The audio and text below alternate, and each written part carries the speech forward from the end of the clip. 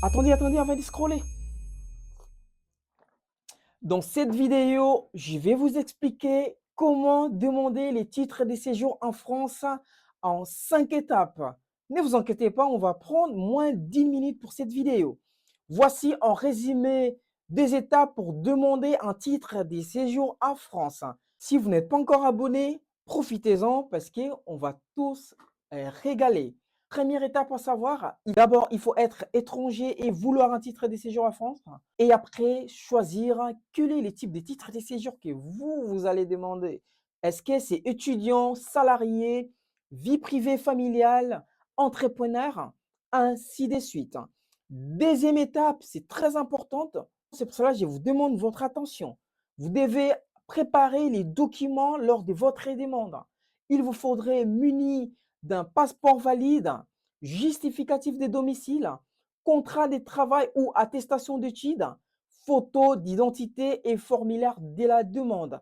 C'est très important parce que c'est à la base de ces documents qu'on va traiter votre demande. C'est pas fini, nous sommes dans les troisième étape, c'est déposer la demande. Parce que si vous avez une demande, il faudra à un moment les déposer. C'est en ligne via la plateforme ANEF ou en préfecture selon les cas. N'oubliez pas que tout ça se paye. Qu'est-ce que vous croyez? On est en France. Payez les timbres fiscaux. Les montants, ça va dépendre des types du titre de séjour.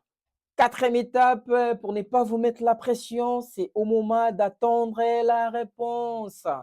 Vous devez normalement, après avoir déposé votre demande, lors de votre présence à la préfecture, par reprise d'empreinte, la préfecture doit normalement vous délivrer un récépissé pour prouver que la demande est en cours. Il y a certaines préfectures, bien évidemment, il va vous donner, par exemple, l'attestation de dépôt, mais je vous jure, luttez-vous pour avoir un récépissé.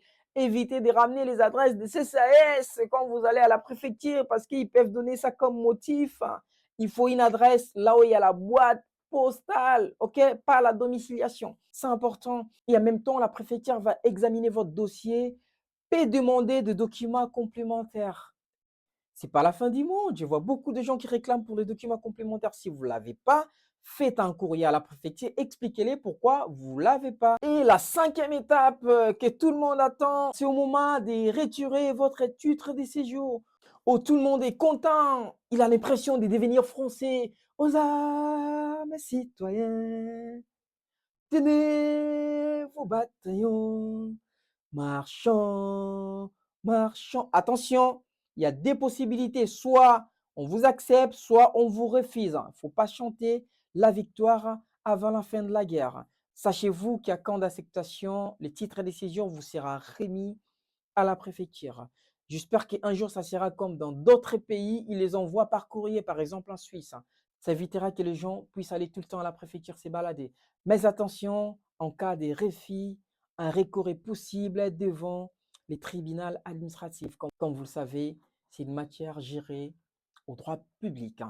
Conseil pratique à la fin, comme d'habitude, anticiper la demande plusieurs mois à l'avance, vérifier les délais des conditions spécifiques à chaque type de titre de séjour, c'est important. Contacter une association pour obtenir de l'aide au cas où votre dossier prenne plus de temps. N'hésitez pas à relancer la préfecture, d'envoyer des mails, d'appeler, même d'aller là-bas personnellement pour booster votre dossier, c'est important. Si vous voulez plus d'astuces pour les droits des étrangers en France, Suivez-moi dans mes réseaux sociaux. Pour le reste, je vous dis, il faut vraiment qu'on progresse. Merci.